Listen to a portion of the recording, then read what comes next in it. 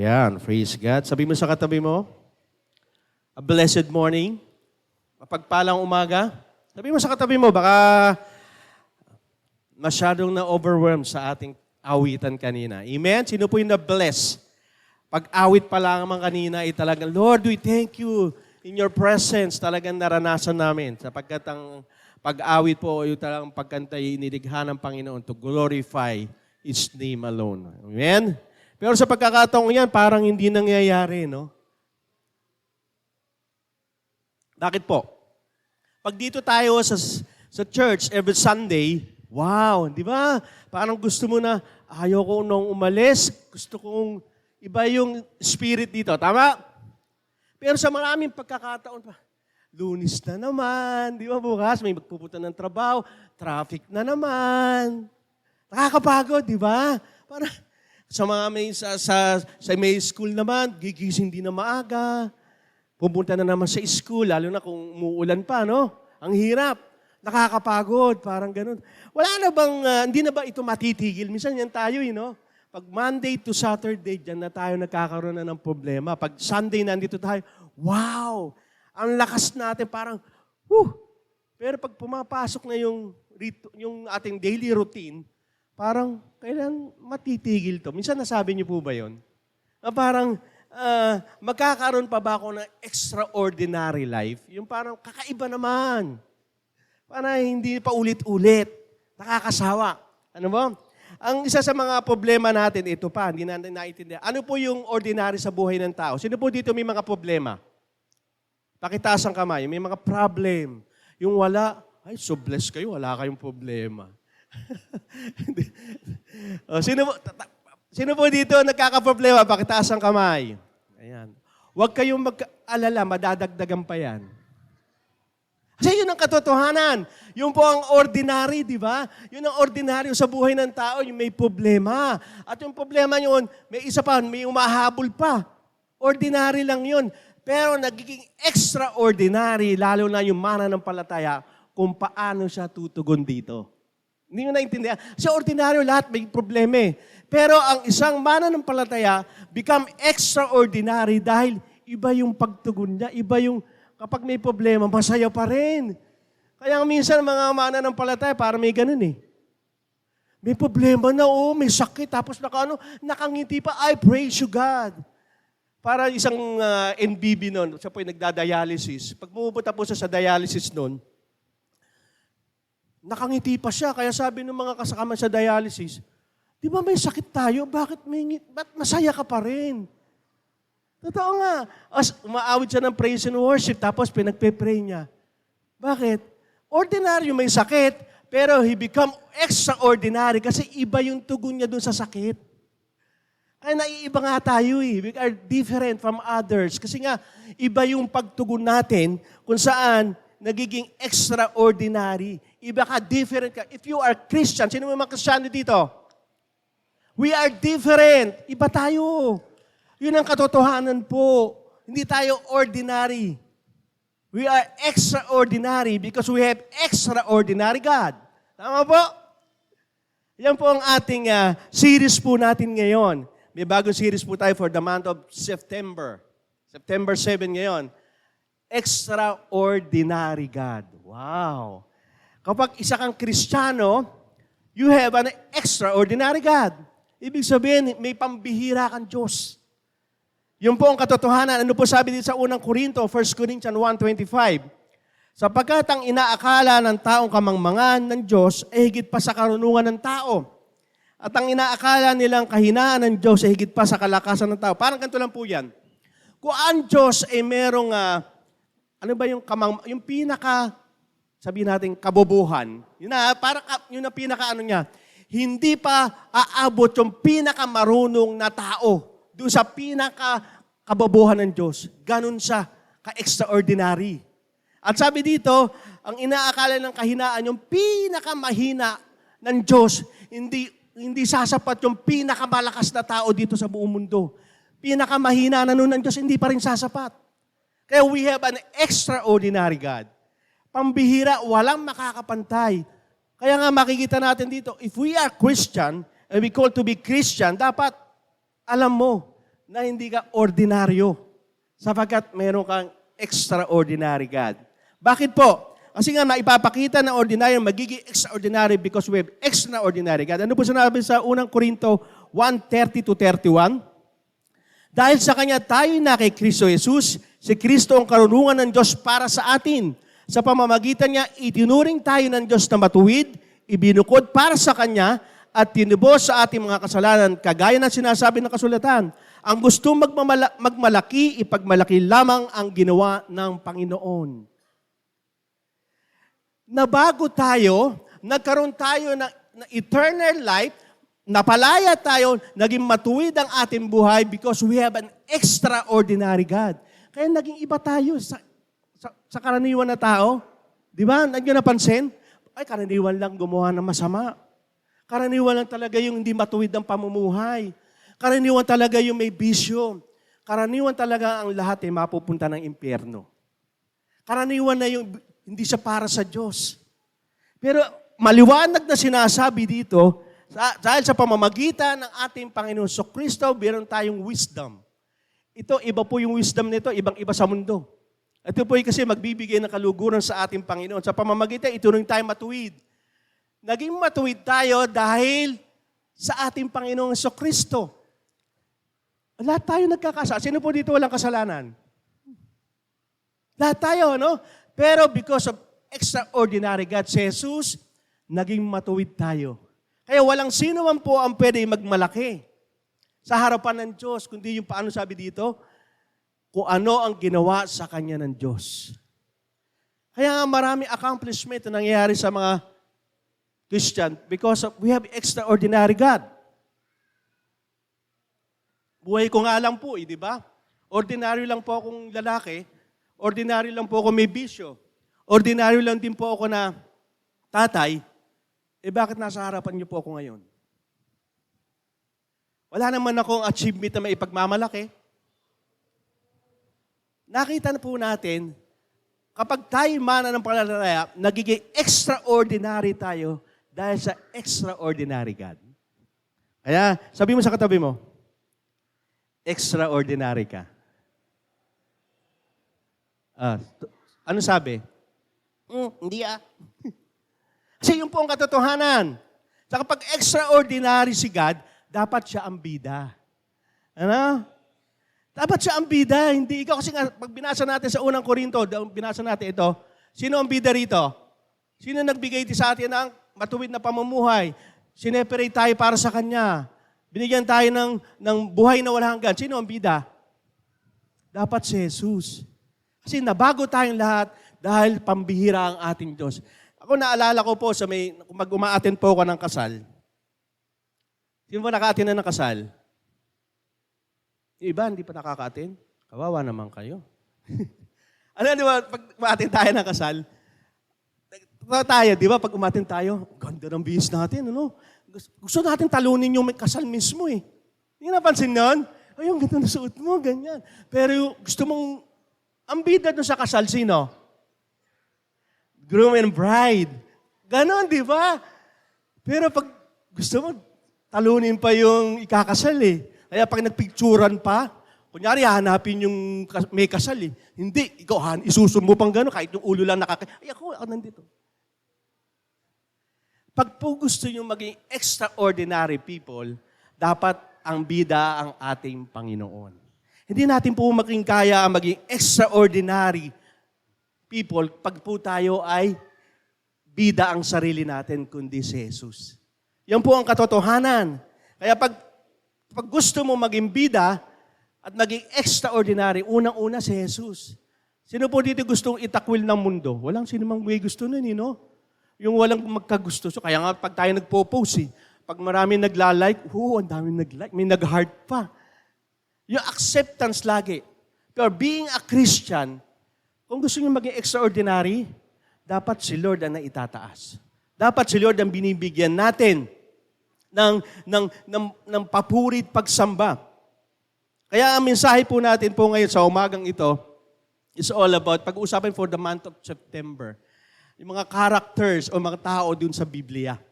kung saan naging isang dating ordinary, naging extraordinary, marami na accomplish dahil sa extraordinary God.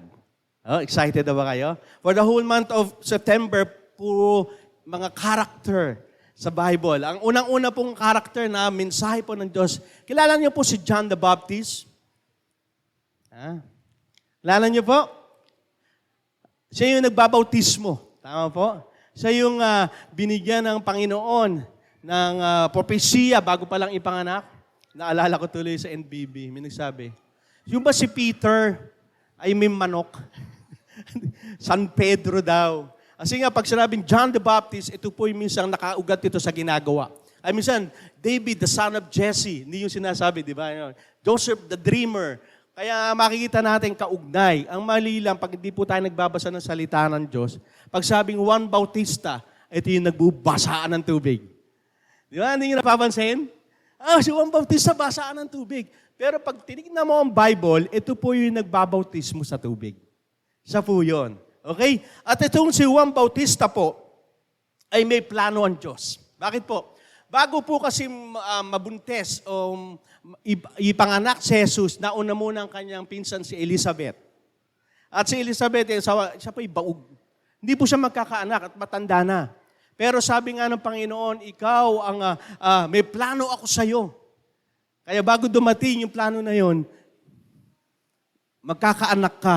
Kaya yung tatay niya, hindi naniwala, naging pipi. Kasi nga, magkakaanak ako. Matanda na yung asawa ko. Ako pa, ganun din. Naniwala kayo may plano sa inyo, Diyos? Parang, Lord, parang wala, imposible na. Bakit? Tinan mo, buhay ko ngayon. Makikita mo, may plano ba talaga kayo? May plano ang Diyos. Kaya nga, kapag gusto mo na malaman mo na ikaw extraordinary people, may plano sa iyo ang Diyos. Ang problema lang, hindi natin inaalam yung plano ng Diyos. Minsan, inaayawan natin. Dito, pinrophesy kay John na isa yung maghahanda ng lalakaran ng ating Panginoong Jesus. Siya yung bibigyan na kung saan yung pagdating niya ay mangyayari yon. Okay? Kaya nga tayo hindi nyo napapansin, bakit pastor, ang dami kong pagsubok, ang dami kong dinadanasan sa akin. Hindi nyo ba alam, isang paghahanda yun? Para saan? Sa bagay na kung saan inilaan ng Diyos para sa ating lahat. Kung di po tayo nakakaras ng pagsubok, parang walang excitement na pagiging Kristiyano. Kasi bakit? Kasi nga, hindi mo mararanasan ang kapangyarihan ng Diyos. Hindi mo makikita na may plano ang Diyos sa'yo. Kaya nga, nung panahon, pagbibisin, di ba yung last message natin, the Book of Acts, bakit ang mga Kristiyano ganun na lang? Patayin akong patay, okay lang. Bakit? Kasi alam nila yung plano ng Diyos at kailangang ma-fulfill kahit nakakaranas sila ng mga pagsubok. Dahil behind ng pagsubok, may gantimpala ang Diyos sa lahat ng sumasamba sa Kanya. Kasi, yung napapansin, mga nagiging extraordinary, sa atin nga lang, di ba? Pagpapatayin ka because of your faith, ibang usapan na yan. Hindi ko di ba, naikwento ko sa inyo yung pare. Di ba, may pumatay na sabi nung pare, mangungumpisal po ako, sabi nung bakit? Nakapatay po ako ng tao, 3. Anong 3 na yon? Kasi po nag-uusap po kami, ang sabi niya, sabi ko sa kanya, di ba walang Diyos? Sabi niya, may Diyos, pinatay ko. Ganon din yung pangalawa, pangatlo. Kaya sabi niya, Father, kayo naniniwala kayo na may Diyos? Kanina naniniwala ako, ngayon hindi na. Minsan ganun tayo, pag mahirap din sitwasyon, hindi na. Minsan dumadaan tayo sa mga pagsubok ay talagang para paghahanda doon sa layunin at plano ng Panginoon. At ganyan din po si John. Kasi una nga, mabubuntes. Baog ang nanay ko, ang tatay ko rin matanda, nanay ko rin matanda. Kaya nung dinalaw siya ni Maria, wala siyang asawa noon. Hindi pa sila nagtatabi ni Joseph doon. Pero may nangyari. Kaya lalo napatunayan yung plano at layunin ng Diyos sa kanila. Okay? Bago po tayo pumunta doon, nakita niyo po yung bago nangyari, yung bagong tipan, saka lumang tipan sa Malakay, sa Malakias. Kasi po, doon po nagkaroon ng prophesying kung saan, sa buong lumang tipan, kasi huling libro po ng book po ng lumang tipan, Malakay, Malakias.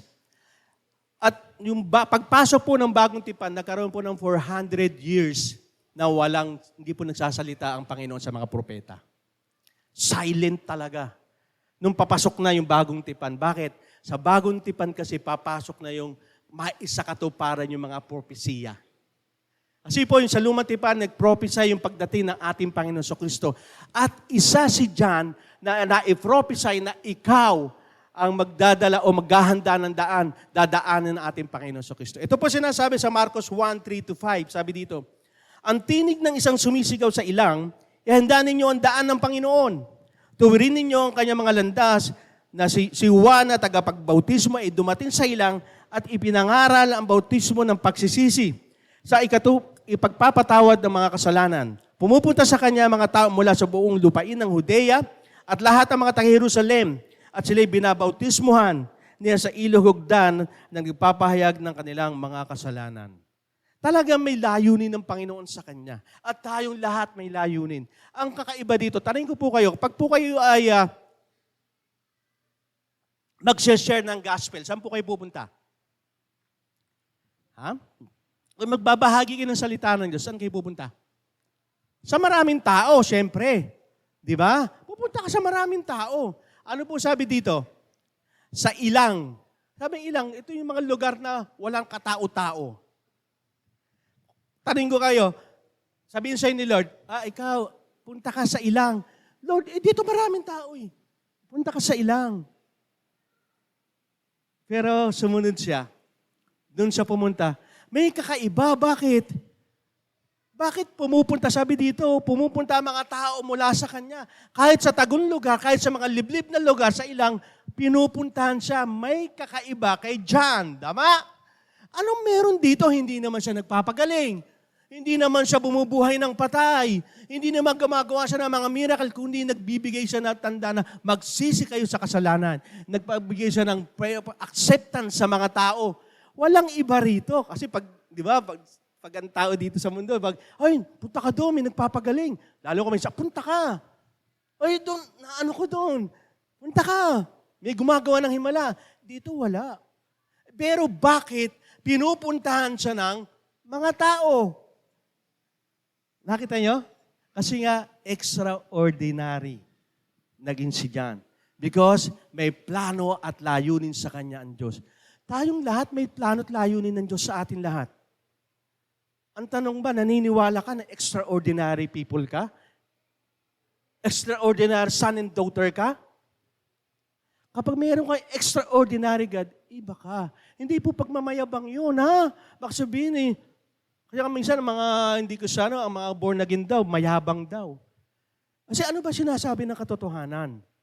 Pero ang tignan na po natin dito, na sa iba hindi ka magagamit, pero magagamit ka because you are extraordinary people. Magiging extraordinary. Bakit nangyari kay John?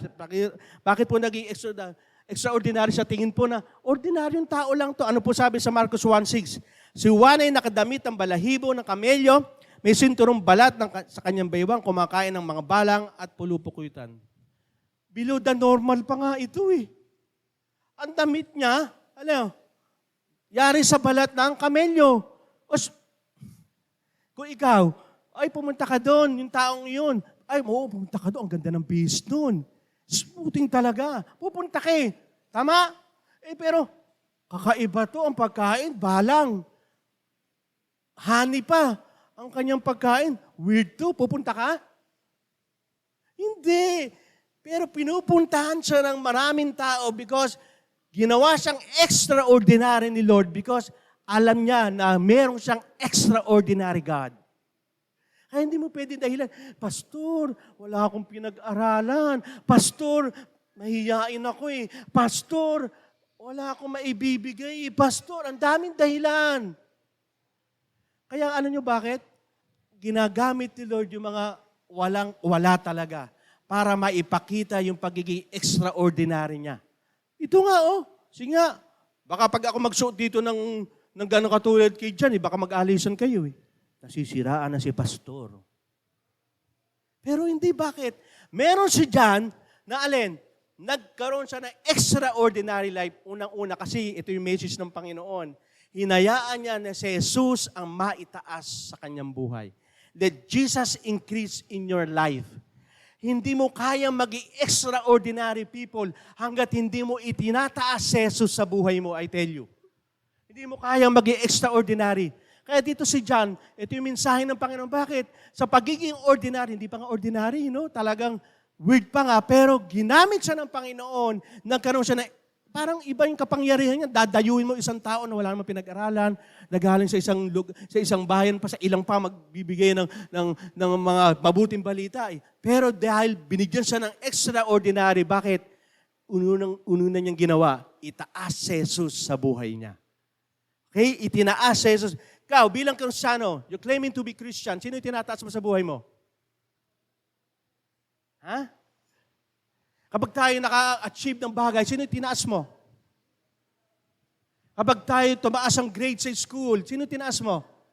And being a Christian, dapat itinataas mo si Jesus sa buhay mo. Kaya nga, you must die to yourself. Ang buhay Kristiyano po, hindi na ikaw ang nabubuhay. Kundi si Jesus na. Kaya di ba sabi doon, hindi na ako nabubuhay sa sarili, kundi si Jesus na. Sino ang buhay sa atin? Sino na itataas dapat? We claim to be Christian, pero madalas hindi. Yan ang nakakalungkot. I am a Christian, pero pagdating, gawin mo to anak, ay hindi pwede, hindi po ako komportable diyan, hindi ko kaya. Mag-disciple ka, mag-winning, ay, too busy, you know. Lord, sino na itataas? Sarili mo pa rin. Kaya makikita po natin, maraming pagod na Christian. Bakit? Kasi pilit nila itinataas yung sarili nila. Pilit nilang binibigyan ng hustisya yung matalino ako eh. Mayaman ako. Ayan. May impluensya ako. Marami akong accomplishment. Ano nangyari? Tingnan mo yung mga taong ganyan. Pagod. Tingnan mo yung katabi mo. Pagod ba? Hindi, di ba? Kasi bakit ang itinataas dyan ng ating Panginoon sa buhay? Amen? Kasi nga, sabi ko sa inyo, hanggat itinataas mo yung sarili mo, mapapagod ka. Bakit? Kasi ang pagtaas natin sa Panginoon, mararanasan mo ang kapahingan. Ano po sabi dito sa Mateo 11:28-30? Lumapit kayo sa akin, kayong lahat na nahihirapan at nabibigatan sa inyong pasanin. Bibigyan ko kayo ng kapahingahan. Sundin niyo ang mga utos ko at matututo kayo sa akin. Dahil ako'y maamo at may mababang loob. Makapagpapahinga kayo dahil madaling sundin ang mga utos ko, magaan ang pinapagawa ko. Malinaw po. Unless hindi po natin sinusunod ng Panginoon, unless itinataas pa rin natin sarili, ang sarili pa rin natin ang ating sinusunod, I tell you, hindi po kayo makakaranas ng kapahingahan. Totoo po yan. Marami ang mga tao dito sa mundo na akala nila ang yaman, ang kanilang lakas, ang kanilang impluensya, ang kanilang narating sa buhay ay sapat na upang makaranas sila ng kapahinga. Tingnan mo, sila pa yung mga pagod, sila yung mga haggard na mukha. Kaya ang mga Kristiyano na si Jesus ang tinataas, iba. Bakit? Pahingang-pahinga. O, lakit namin katabi mo, iba natutulog na. Pahingang-pahinga na. Hindi naman, baka nagpe-pray lang. Hindi dito yun, sa ibang church yun. Pero bakit? Kasi pahinga ka eh. Kaya pag tinataas mo Jesus, bakit? Pag tinaas mo siya, binibigay mo sa Kanya ang lahat eh. Lord, sa ito, itong problema ko sa ito. Ito mga magulong relasyon, sa ito, Panginoon. Yung problema ko sa business, sa pag-aaral, sa trabaho ko, Lord, sa ito. Pahinga kay bakit? And the Lord will fight for your battle. Amen? Siya lalaban. Kaya nga, sino na itataas? Every time tayo lumalapit sa Panginoon, ang Diyos ang itinataas natin. Ibinababa natin ang ating sarili. Yan po ang katotohanan. Kaya mga taong mga hindi nananalangin, mga proud people yan. Ito kumarang, kaya ko naman. Diba? Madalas ganyan. Mahirap naman, pag tayo nananalangin, gusto lang natin humingi. Lord, bigyan mo ako nito. Pag hindi mo binigay mo sa akin, hindi na ako mag-church. Wow, nagmalaki pa. Di ba yung ganon? Hindi na ako attend ng temple group, ng Bible study. Hinihiling ko lang naman, tama naman ah. Wala kang maipagmamalaki sa harapan ng Diyos. Kailangan itinataas mo. Paano natin maitataas ang ating Panginoon sa ating buhay? Unang-una, gawin Panginoong si Jesus. Ito madalas marami nagkakamali. Pastor, tinanggap ko si Jesus as my Lord and Savior. Pero tanong ko po sa inyo, sino pa rin po nasusunod sa buhay nyo? Lalo na pag hindi convenient yung paggagawa sa'yo. Naalala ko sa akin noon, sabi sa akin ni Lord, tanggalin mo yung bisyo mo, yung alak. Lord naman, for how many years kong kasama to eh. Wala pa nga asawa ko, kasama ko na si San Miguel eh. Di ba yung mga ganun? Mas nauna pa nga to eh. Sabi niya, sino ba ang Panginoon mo? Kayo. Pwede sumunod ka. Little by little, tinulungan ako ng Panginoon by His grace. Wala. Yun ang po sinasabi ng Panginoon sa atin. Hindi lamang niligtas ka doon sa kaparusahan at mawawalang hanggang pagkawalay sa Kanya, kundi sabi ni Lord, kung gusto mo kong itaas sa iyong buhay, kailangan gawin mo akong Panginoon. Hindi pahingi noon, ha? Yan na naman tayo. Pag sinabing pahingi noon, Lord, hingi ka lang ng hingi. Pero pag ng Panginoon, ibang usapan. Hindi. Ganito ang nangyari kay John. Ano po yung nangyari sa Lucas 3:16? Ngunit sinabi ni Juan sa kanila, binabautisman ko kayo sa tubig, ngunit may isang darating na mas makapangyarihan kayo sa akin. Kahit magkalag ng tali ng kanyang sandalias. Grabe, no? Kahit magtanggal man lang, hindi ako karapat-dapat. Hindi ako karapat-dapat. Babautisman ko kayo sa banal, babautisman niya kayo sa banal na espiritu at sa apoy. Kahit si John ay talagang dinudumog ng maraming tao, kahit ay pinupuntahan sa ilang, kahit ang damit niya ay damit na hindi responsable, talagang hindi natural, pero pwede niya itaas ang sarili niya. Tama? Ang dami kong followers. Ang daming sumusunod sa akin. Pero sabi niya, hindi dapat ako maitaas dito. Kaya sabi, kahit magtanggal ng sandalias, hindi ako karapat-dapat eh. Doon pa lang ipinapakita na ni John na hindi siya ang dapat itaas, kundi ang ating Panginoon. Kung gusto mong itaas ang Panginoon sa buhay mo, gawin mo siyang Panginoon. Hindi ang sarili mo. Alam niyo bakit marami sa atin hindi maitaas ang Panginoon sa buhay niya? Ang baba ng tingin natin kay Jesus. Yun po ang totoo. Sabi ni Lord sa'yo, magsimba ka every Sunday. Lord, ang dami kong ginagawa, busy ko eh. Hindi mo kilala si Jesus. Hindi mo kilala siya. Ang baba ng tingin natin, pag gumawa tayo ng masama, okay lang. Talikuran natin yung mababa. Ang mga masasama ngayon, okay, pagpatuloy natin, ang baba ng tingin natin sa sarili. Pag mataas, kasi alam mo si John, iba ang tingin niya eh. Sabi, magtanggal man lang, hindi ako karapat-dapat. Kasi iba yung ibigay niya, spirit, ibigay kayo, sa tubig ko kayo babautismuhan. Pero sa spiritual, malalim ang pagkakakilala niya sa Panginoon. Sa atin, si Jesus, tagapagbigay lang ng pangangailangan ko yan. And cause, pupunta ako sa heaven dahil sa Kanya. Tapos, walang ganon. Ang Kristyanismo ay ibinibigay ang kapurihan sa Panginoon dahil ginagawa siyang Panginoon sa buhay niya. Amen? Kasi yun ang katotohanan. Hindi mo kayang itaas sa buhay mo ang Panginoon unless hindi mo siya magiging Panginoon. Bakit? Lord mo siya. Alam niyo kung bakit ko nasabi yan? Pag nabasa niyo po ang salita ng Diyos, si John mismo, dito si John the Baptist, yung sa Revelation, kahit si Jacob, pag po siya yung nakakita ng anghel, luhod sila, takot sila. Anghel pa lang yun, ha? Di ba si John, nung nakakita ng anghel, luhod siya, takot siya. Kaya hindi totoo pag nakakita ng anghel, ay, ang kita ng anghel. Wala pong ganun. Kasi ang katotohanan, pag nakakita ka ng anghel, luhod ka kasi may presensya sila, may kapangyarihan sila.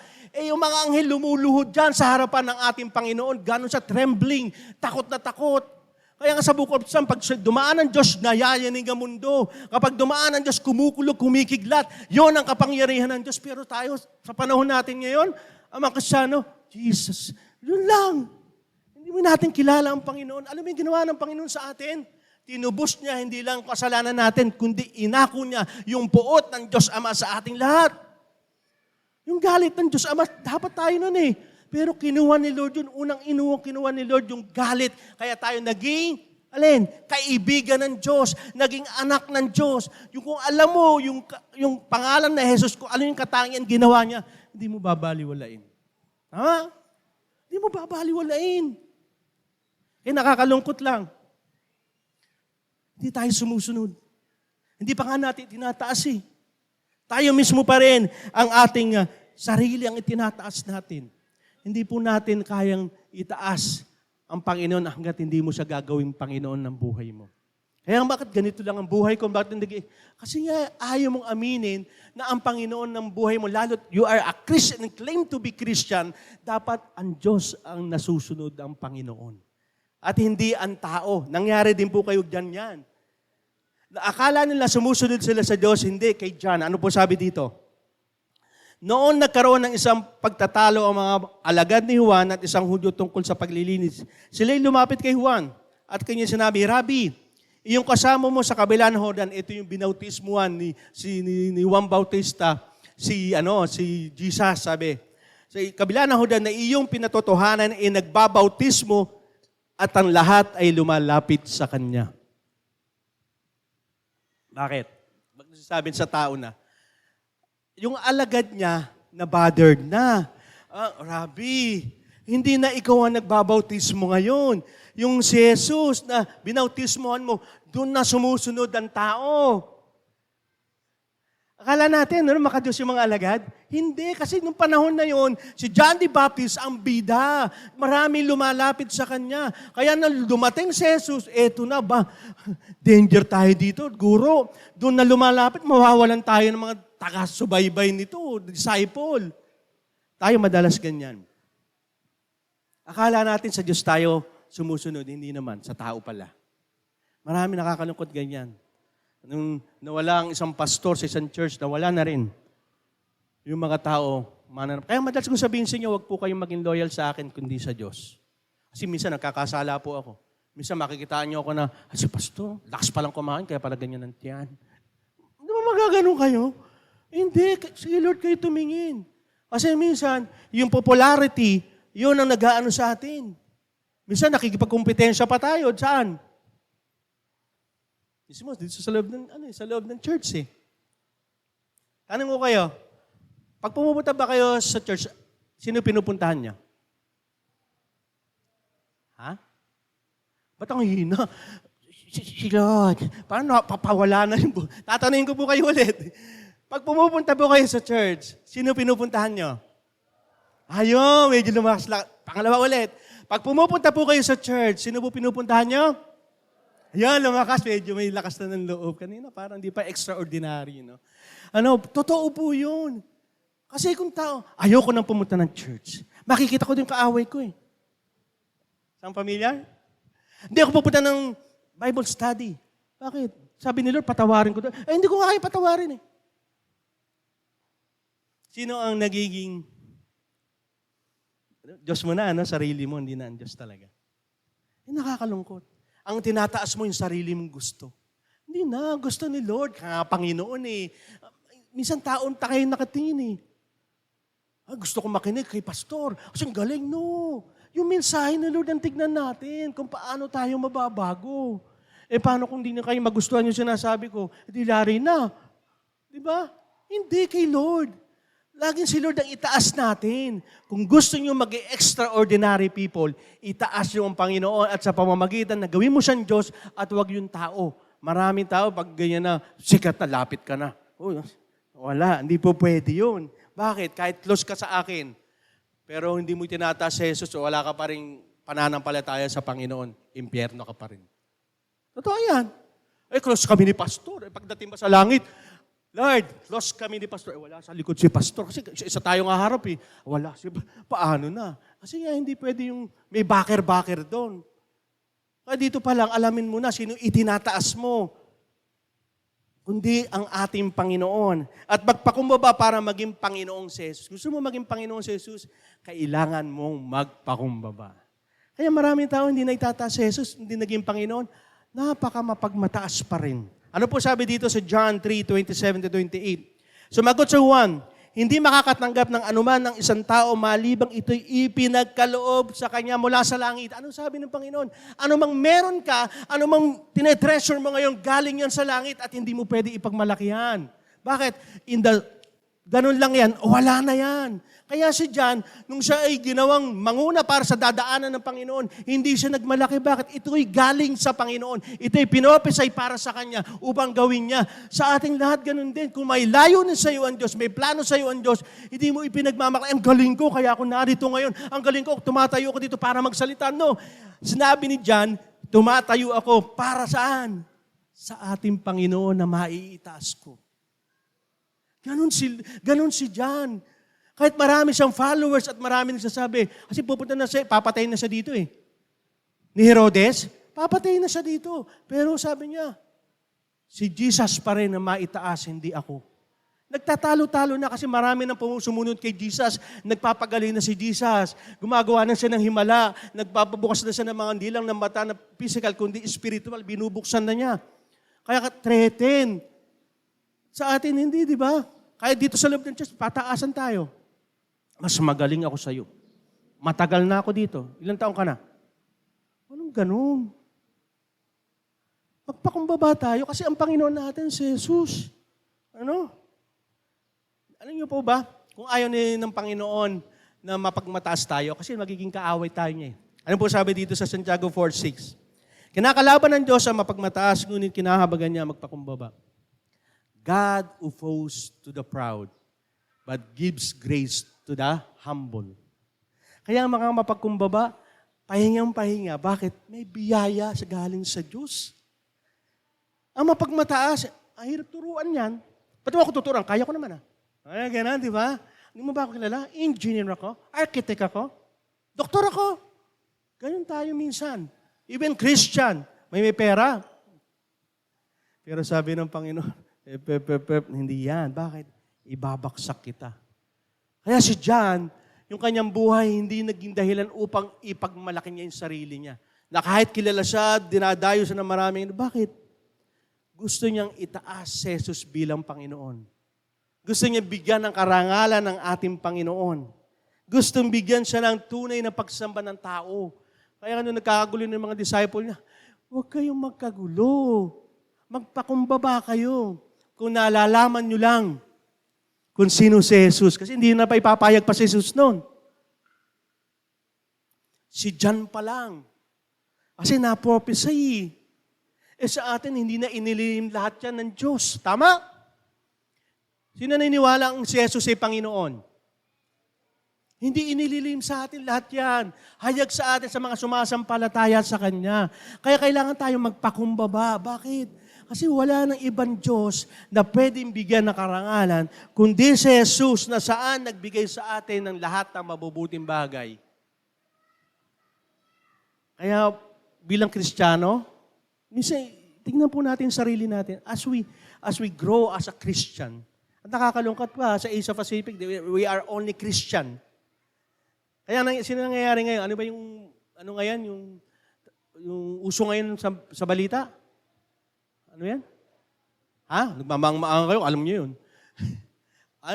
Flood control. Tama ba ako? Di ba? Tama ba ako?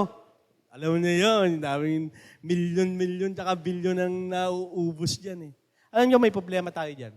Hindi naman sila eh. Tayo mga Christian. We're not stand up. Hindi natin sinishare yung salita ng Diyos. Isak natatakot tayo. Pero sabi nga ng Panginoon, kung meron lang tatayo sa akin para sabihin sa mga nangangailangan, tayo dapat yun. Kasi we're only Christian eh. In the Asia Pacific, pero bakit ganun? Nangyayari, tayo pa yung pinakakurap. Kasi nga, hindi nga bakit? Kasi pilit natin itinataas yung sarili natin kaysa sa Jesus. Dapat magpakumbaba pa tayo. Sino yung pe-pray para sa bansa natin? Oh, amen. Parang wala talaga. Minsan, pinag-pray nyo ba? Ang ating namumuno? Pinag-pray nyo ba ang kapwa natin mananampalataya para pangunahan yung mga tao na wala sa Panginoon? We are selfish. Makasarili tayo. Magpakumbaba tayo, Lord. Tulungan niyo po ang bansa namin. Naging bansa na may takot sa inyo. Ito yung Diyos ni Abraham at Jacob. Kasi kalam niyo ba yung lalo taytay? Kaya nga may slogan sila na may ngiti, di ba? Kasi ang sabi doon, kinuha po yan sa Psalm o Proverbs yata yun. Ang isang bansa o isang bayan na ang Diyos, ang kanyang sinasamba, ay makakaranas ng kaligayahan. Biblical po yun. Eh makakita po natin ang kahalagaan kapag tayo nagpapakumbaba sa ating Panginoon. Ano pa? Para maitaas si Jesus sa ating buhay, dapat, ito na, kung naging Panginoon mo na siya, dapat sumunod kay Jesus. Kaya hindi natin maitaas ang Panginoon, hindi tayo sumusunod eh. Hindi natin kayang sumunod. Ano po sabi dito sa 1:646? Bakit tinatawag niyo akong Panginoon, Panginoon? Ngunit hindi niyo ginagawa ang sinasabi ko. Ang liwanag. Panginoon, Panginoon, pero hindi naman tayo sumusunod. Marami nagsasabi na si Jesus ang Panginoon, pero hindi naman nakikinig, hindi naman sumusunod. Yan po ang katotohanan because we're called to be Christian, pero pag sinabi ni Lord, gawin mo yan. Lord, baka sa iba na lang. Gawin mo to. Hindi. Pag nagsasermon ang mensahe ng Panginoon, ay hindi akin yan. Umiiwas ka pa, hindi para sa akin yan. Oh, para sa iyo yan. Kaya nga, salita nga ng Diyos eh. Makapangyarihan, Book of Hebrew, di ba? Oh, bakit hindi natin kayang sumunod? Si Juan ay nagsabi na sumunod kay Jesus ay may bunga.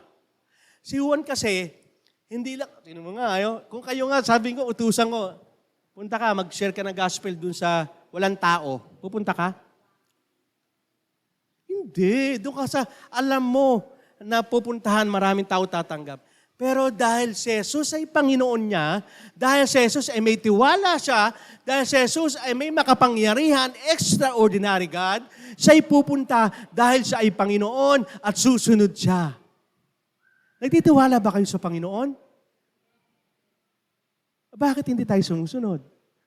Hindi kayo yun, ha? Ibang church yun. Bakit? Kasi nga, hindi talaga nating inangkin na Panginoon at di tayo talaga sumusunod sa Panginoon. Kaya dito, pag sumusunod ka, hindi mo maikakaila, may bunga. Ito sinabi ni John the Baptist sa Lucas 3:8. Kaya mamunga kayo ng karapat-dapat sa pagsisisi, huwag na yung sabihin sa iyong sarili, si Abraham ang aking ama, sapagkat sinasabi ko sa inyo, magagawa ng Diyos na magbangon mula sa mga batong ito na magiging anak ni Abraham. Kasi sa panahon nito, marami sabi, kami lahi ni Abraham. Lalo mga Hudyo, mayabang yan. Sila yung mga chosen people. Pero ang sabi, hanggat hindi kayo namumunga yung pagsisisi nyo, anong sabi? Hindi kayo sumusunod. Kaya kahit sabihin mo, every Sunday, Pastor, every Sunday, nag-church ako, nagte-temple group ako, nagba-Bible study, nagtatides and offering ako. Pero walang bunga ng pagsisisi. Sa buhay mo, walang pagbabago. Hindi ka sumusunod. Kasi yun ang sabi ni John. Kung talagang sumusunod kayo, may bunga yung pagsisisi. Ano yung pagsisisi? Yung tinatalikuran niyo natin, yung dati nating ginagawa, yung kasalanan. Kaya nga sabi, ang sino man na kay Kristo ay, bago nang nilalang, ang lumang niyang pagkatao ay, wala na. Tignan mo yung katabi mo. Nandiyan ba yung lumang pagkatao? O bago na? At tayo, bago na. Sino naniniwalang bago na ang kanyang pagkatao? Amen? Kasi yun ang bunga ng ating pagsisisi. Hindi ko mo sinabi na, bago na ako, nagsisi na ako, perfect na ako. Walang ganon. Kundi unti-unti kang binabago, unti-unti tayong nagsisisi. Kasi nga, isa process. Process po yung pagbabagong ginagawa sa atin ng Diyos. Process po yan para makita natin na ang ating Panginoon, tayo sumusunod sa Panginoon. Okay po? Kaya nga dito, dapat pag Christian ka, dapat wala kang kagalit eh.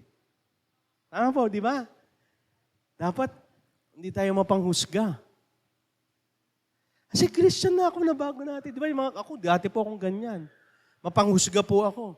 Kahit hindi ko kilala yung tao, nusgahan ko. Totoo naman, napakinggan ko lang. Ay, si ganito, ganito. Oo nga, ano yan? Kilala mo? Hindi, sinabi lang nito. Ganyan tayo madalas. Mga social media, message pa tayo. Kilala niyo ba yung tao? Hindi. Nakiayon lang ako. Sa loob ng church, natasan ka ba ni Lord para manghusga? Makita na, ay, nakakahiyaya. Ay, ipakita natin yung bunga ng ating pagsisisi. Kasi si Lord lang may karapatan manghusga. Hindi tayo. Kasi lahat po tayo umaasa lang saan? Biyaya ng Diyos. Kaya walang sino man makapagmamalaki. Okay? Kaya dapat, upang makikita tayo sumusunod sa Diyos, dapat sumusunod kay Jesus na may pag-ibig sa kapwa. Alam mo, kaya tayo mga Christian, meron na tayong paki sa ating kapwa. Yung napansin, ito message na alala ko nga Di ba pag kayo pumapasok ng CR, pag pag-ihi kayo, pag hindi ka pa Kristiyano, bahala kayo magbuhos niya mag-plus. Pero pag naging Christian ka na, ay may susunod pa, ipaplas ko. Lilinisin mo talaga. May pakialam ka na. Dati, kung tatapon ko saan ng blood ng candy, nakahirapan yung magwawalis. May pakialam ka na. Kapag nagpapark ka ng sasakyan, dati, kahit ikaw ay nakabahambalang dyan, maka-obstruction ka, okay lang ngayon, hindi. Baka makahambalang, ma-obstruction, tatabi ko ng tama-tama. Ipapark ko ng tama. Yung napapansin? Kasi ang sumusunod sa Diyos, may pag-ibig na. Ano sabi dito sa Lucas 3:10-11? Tinatanong ng mga tao sa Suwan, ano ngayon ang dapat namin gawin? Sumagot siya, kung meron kayong 2 damit, ibigay niyo ang isang taong walang damit. At kung may pagkain kayo, magbigay kayo sa mga walang pagkain. Kaya nga tayo, nalalaman tayong tagasunod ni Christ, paano? Kapag tayo ay nagmamahalan. Kaya nga mga Christian, loving people yan. Totoo, sino dito ang pag nakita tuwa ang makakakita sa'yo? Si Christian talaga yan, nakaka-bless. Hindi tulad dati, ayoko makita, nawawalan ko ng ganang kumain. Ganyan, di ba? Kahit sa pamilya, di ba? Kahit sa pamilya, pag nalaman mong Christian na tatay mo, nanay mo, anak mo, grabe yung atmosphere sa loob ng bahay. Nagmamahalan. Bakit? Kasi ito yung ibinigay sa atin ng Panginoon, yung pagmamahal na galing sa Kanya.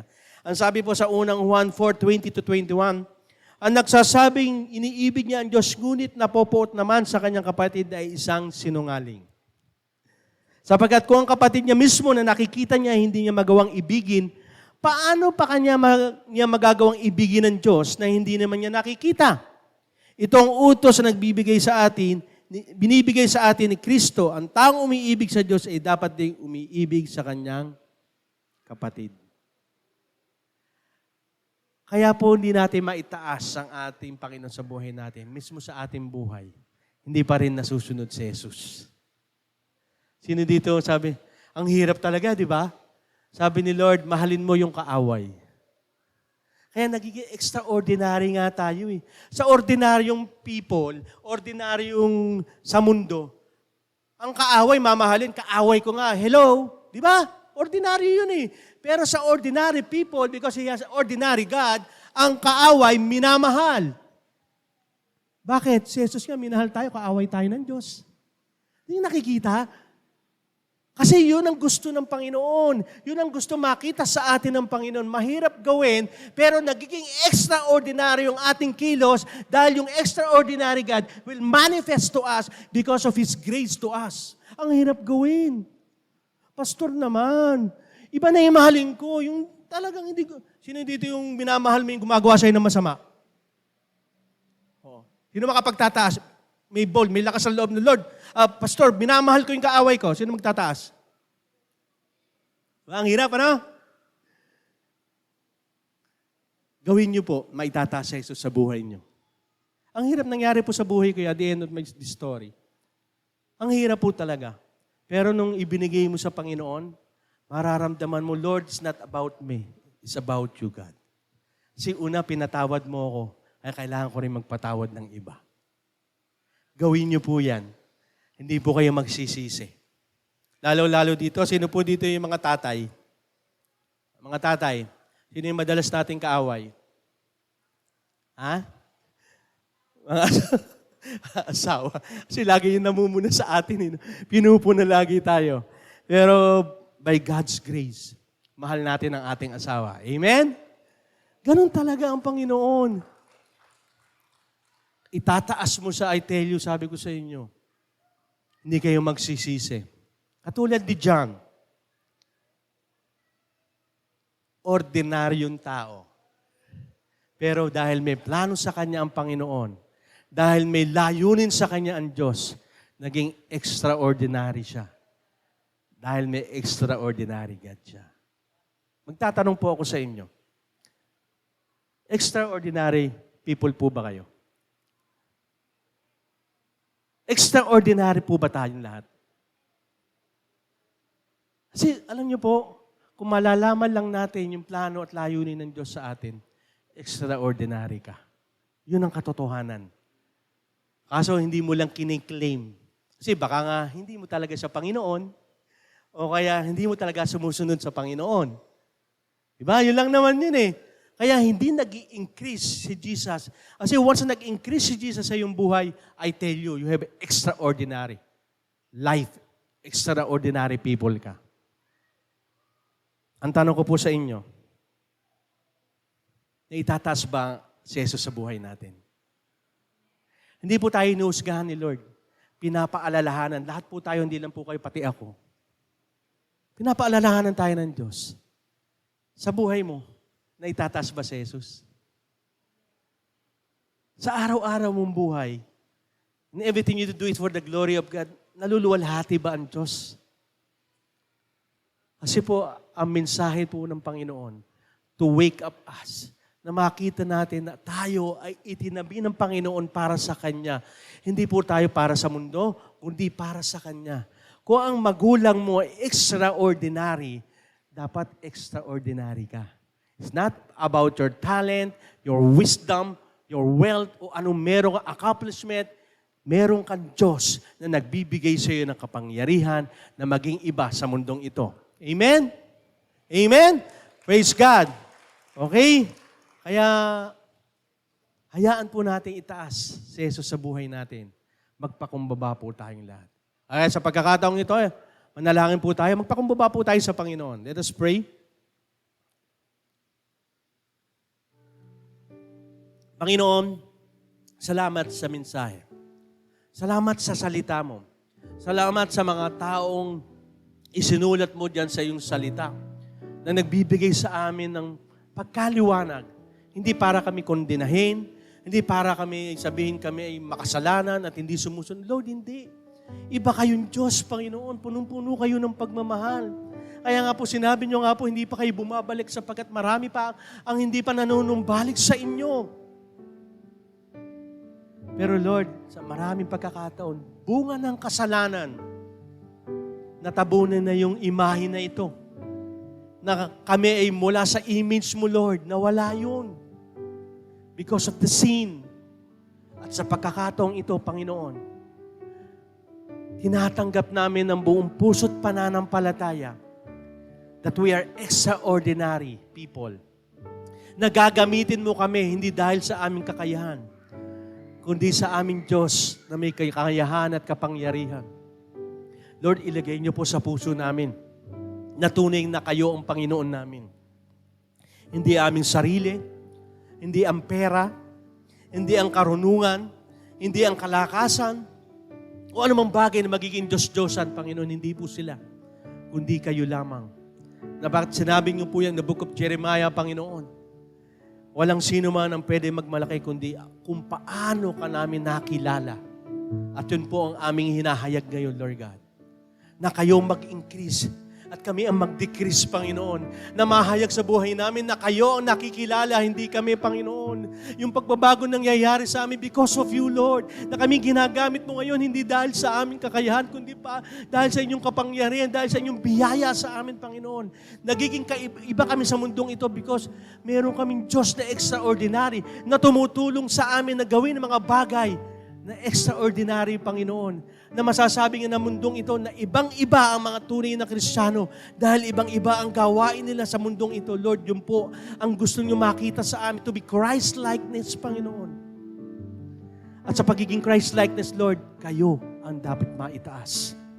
Kaya Lord, sa oras na ito, tinatanggap namin yung authority, yung kapangyarihan mula sa inyo sapagkat kayo ang Diyos, the extraordinary God.